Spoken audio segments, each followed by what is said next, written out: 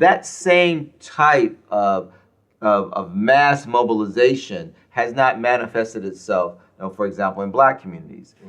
And I fundamentally believe that the only way that we are going to end the AIDS epidemic in black communities is, in fact, to create a mass black mobilization. When you look around the world and you look at the examples where folk have been able to change the trajectory of the AIDS epidemic, in all of those examples, they were because there was a mass response to the crisis. First, among white gay men in America, and that's not completely fair because that cultural shift happened among gay men of all colors. Less so, or I would say that it was not able to be sustained to the same degree among black gay men, and we can talk about that if you like, than among white gay men. But there was a cultural shift among gay men in America as a result of that mass mobilization. You look at countries like Botswana or Thailand or Uganda, where you see tremendous changes in the trajectory of the epidemic. In all those cases, either President Magai in the case of Botswana or President Museveni in the case of Uganda, although we have major issues with Uganda today. But in response to the AIDS epidemic, Thailand, Uganda, Botswana, gay men in America, what you see is all of the elements of the society or the community focusing on HIV and AIDS. So how do we do that? Well, I think that one of the things that we have to establish in black communities is really the truth of who we are and where we have been. Now, black people have been greater than any challenge we've confronted in the past. Now, we are greater than the Middle Passage. We are greater than slavery. We were greater than Reconstruction. We were greater than Jim Crow. We were greater than the challenges of racism in the 60s or the 70s. We were greater than George W. Bush. Okay? And we will be greater than HIV. And so I think that's one of the places where we start.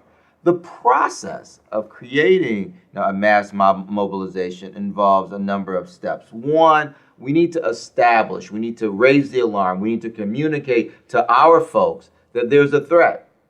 And that threat is about us. That's the first step. The second step is we have to communicate that yes, there's a threat and there's a danger and it's dangerous and HIV is deadly, but it's not hopeless. That there's something that can be done. Right. Thirdly, we need to be more precise about this thing that can be done. We need to communicate to our folks that not only can something be done, but we can do this thing. We can, in fact, end the AIDS epidemic. And then we need to teach folks and provide the tools so people can, in fact, get to the business of ending the epidemic. And then we need to apply the lessons we've learned. And so that's the step-by-step process. But most importantly, we need to communicate to everyone in our community that, again, no matter who you are, no matter where you are, no matter what you do, there is a role for you to play in fighting the AIDS epidemic. And you have to play that role. That's the price of the ticket. And to do anything less is to be a part of the problem. Right. So now, if somebody, and I heard you say it, but I want to talk as if I'm a sixth grader right now, and somebody, let's say somebody 17 years old, and then somebody 22, and then somebody 35, and then somebody 56, and then somebody 76, and somebody 82, called your office and said, "What can I do?" Well, there are a number of things that you can do, and all of them are simple and all of them are easy. Number one, you can find out your HIV status. So testing. You can know your status. Number two, you can get involved. Knowledge is a powerful tool in fighting HIV. Now, fight the ignorance. Now, one of our biggest barriers is that we are ignorant around the facts of HIV. Particularly, the HIV science literacy is very, very low in our community. So know your own status, educate yourself, protect yourself, use a condom every time. If you are HIV negative, we know how HIV is transmitted. Right. If you're HIV negative, protect yourself. Do not put yourself in positions where you can be vulnerable to exposure. If you're HIV positive, commit that you are not going to transmit your virus to another person. So protect yourself, protect your partner. Talk about it. Each and every one of us can talk about it. We can break the silence. We can fight the stigma.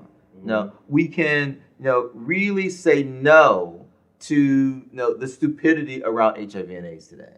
Right. And we can get involved. These are simple things that each one of us can do. No matter where you are, there's probably an AIDS organization within 10 miles of where you are.